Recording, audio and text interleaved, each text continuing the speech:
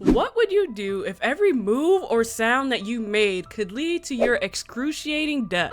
So I wanted to talk about A Quiet Place: The Road Ahead because I've seen the movies and I'm really curious to see if they're gonna pull this game off or not. A Quiet Place: The Road Ahead is a survival horror game set within the universe of the A Quiet Place film series, developed by Stormmind Games and published by Saber Interactive. This game will allow fans to explore a world filled of sound-sensitive alien creatures, tasking them with navigating their environment with careful precision. A Quiet Place: The Road Ahead likely won't deviate from the narrative tropes of its film counterparts. However, the title stands to make a big impact on the franchise, especially moving forward. And while this game might be a small step in terms of horror games in general, the title is a massive step for its IP.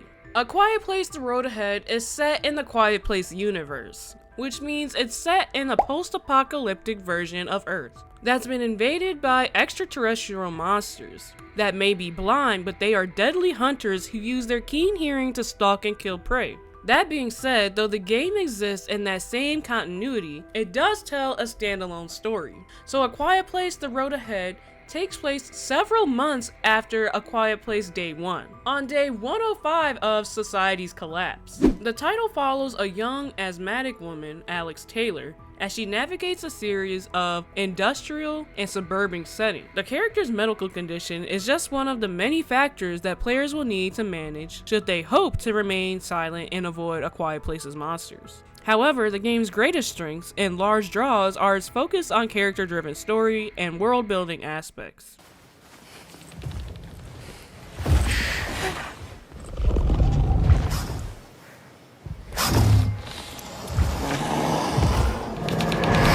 And you know, from everything that I have seen, they have done a great job with setting up the settings and the atmosphere. A Quiet Place: The Road Ahead seeks to transform the fan-favorite movie franchise into a tense survival horror game. While the title looks to be a serviceable adaptation, it also appears to be a rather linear survival horror experience. So basically, you can't really just wander wherever you like. I mean, to some extent you can, but it's going to be guiding you through most of the game. The title will task fans with following the rules set forth the A Quiet Place films. Keeping quiet and avoiding detection are paramount to the player's success.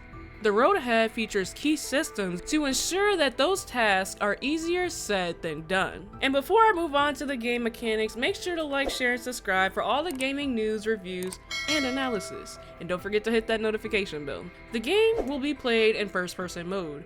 A Quiet Place films offer clear mechanics for adaptation to video games, with all three formed around the concept of sound and evasion. The sad part is this game won't use the microphone to elevate your experience during the game, which a lot of games are doing nowadays, which can be really good, because if you scream, you dead, and I can see that going perfectly into this game. But the game does feature a variety of survival systems that must be managed to avoid detection.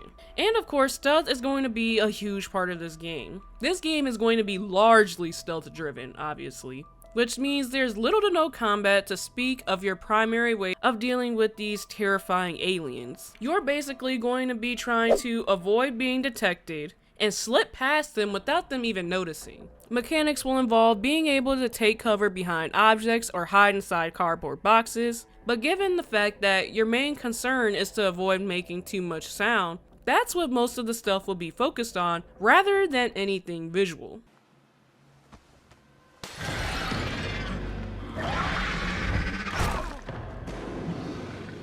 Another huge mechanic that will be in this game is that Alex's lungs will be portrayed on screen as, a meter, with her asthma requiring the occasional use of an in-game inhaler. Unfortunately, Alex cannot stay quiet forever, and as the required use of an inhaler can alert the alien creatures. And that's tough if you have asthma and that happens in real life. That could be a big challenge. But how do you even refill your inhaler if stuff like that happens? These are the questions that I have. Stormmind Games is sure enough promising a great level of fidelity with different kinds of surfaces, producing different types of noises and also producing different levels of of loudness. That means players will always have to pay close attention, like what kind of surface you're walking on. And with more sound design details, walking on sand will make your footsteps quieter, but if you're walking on something like dirt, your footsteps is going to be louder.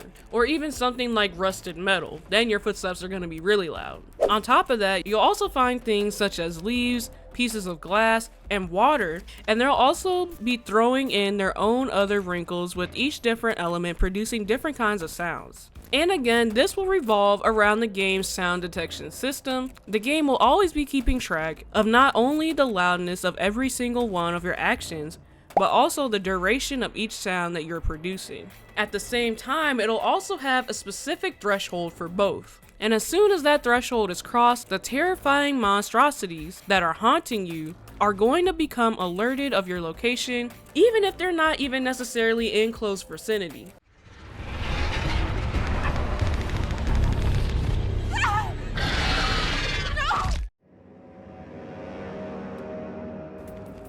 There are going to be a few gadgets that you will be using throughout this game. So one we already kind of discussed, which was going to be the inhaler, so we'll kind of skip past that one. And the next one I have to talk about is the flashlight. You're going to be relying quite a bit on the flashlight scattered throughout the game. There will be objects and elements in the environment that you're going to want to keep watchful eye on, from traps that you can get caught in, to other things that you can step on or into, creating a ruckus, and attracting the attention of deadly alien creatures. So if you use your flashlight properly and properly scan each environment to watch where you're walking, you should be a-okay in this game. But that will be a very crucial part of the gameplay. Next, we have the phonometer. The phonometer will tell you not only how much sound you're making with your footsteps and actions, but also how much ambient sound is being made in your surroundings. And one of the last gadgets that you'll be using are the sandbags. Again, like I said earlier, walking on sand will make your footsteps quieter. By spreading sand out in front of you as you walk, and then only stepping onto the sand, you're able to muffle the sounds of your footsteps, making it easier and safer to walk, even when one of the alien creatures is close by. So this game isn't going to be breaking records by any means, especially in the horror genre, but it is a good IP for people who like the franchise. It is a survival horror game that lasts 6 to 8 hours. It will offer a longer glimpse into the franchise world than its 3 film entries combined. And having this extensive length of time focused on a single character also sets the stage for deeper world building than ever before and a more complex storyline. How do you guys feel about video game adaptations of movies, or vice versa? Honestly, I think they could either be pretty good or very, very bad. I've seen a lot of bad ones. The first one I think of is the Hitman Agent 47 movie that was just completely terrible, but I actually really liked the Sonic movies. The Mario movie was okay, and I don't know, I just think it could be very hit and miss, but let me know what you guys think in the comments below. A Quiet Place: The Road Ahead releases October 17th, 2024 on PS5, Xbox Series X and S, and PC. I saw the movie, so I'm excited to see how the game compares. This game is fairly cheap compared to other games, coming in at $29.99. I'm just hoping that this isn't really just a walking simulator with a few jump scares. It is a stealth-based game, so if you're into that, then you're gonna love this game. The cutscenes do look really good though. But again, let me know what you guys think in the comments below, and don't forget to like, share, and subscribe, and turn on that notification bell. Pause for now, play forever. AK out.